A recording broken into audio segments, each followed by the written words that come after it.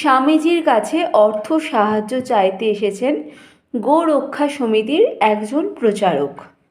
এরা দেশের নানা জায়গায় গরুর জন্য পিঞ্জরাপোল স্থাপন করছেন।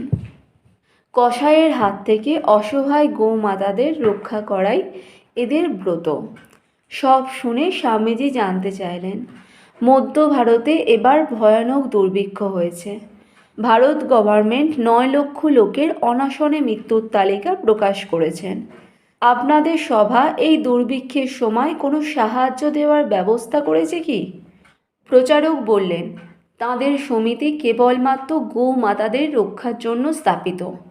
দুর্ভিক্ষ ইত্যাদিতে তাঁরা সাহায্য করে না, কারণ মানুষের কর্মফলেই দুর্ভিক্ষ হয়েছে, তাতে তাঁদের কিছু করবার নেই। এই অদ্ভুত যুক্তি শুনে স্বামীজির মুখ রেগে লাল হয়ে উঠল।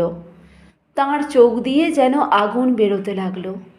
তবুও নিজেকে সংযত করে শান্ত দৃঢ় স্বরে তিনি বললেন, যে সভা সমিতি মানুষের প্রতি সহানুভূতি প্রকাশ করে না, নিজের ভাই অনাশনে মরছে দেখেও তার প্রাণ রক্ষার জন্য এক মুষ্টি অন্ন না দিয়ে পশু পক্ষী রক্ষার জন্য রাশি রাশি অন্ন বিতরণ করে, তার প্রতি আমার কিছুমাত্র সহানুভূতি নেই। তার দ্বারা সমাজের বিশেষ কিছু উপকার হয় বলে আমার বিশ্বাস নেই। কর্মফলে মানুষ মরছে, এইভাবে কর্মের দোহাই দিলে জগতের কোনো বিষয়ের জন্য চেষ্টা চরিত্র করাটাই একেবারে বিফল বলে সাব্যস্ত হয়। আপনাদের পশু রক্ষার কাজটাও বাদ যায় না। ওই কাজ সম্বন্ধে বলা যেতে পারে, গোমাতারা নিজের নিজের কর্মের ফলেই কসাইয়ের হাতে যাচ্ছেন ও মরছেন। আমাদের ওতে কিছু করার প্রয়োজন নেই।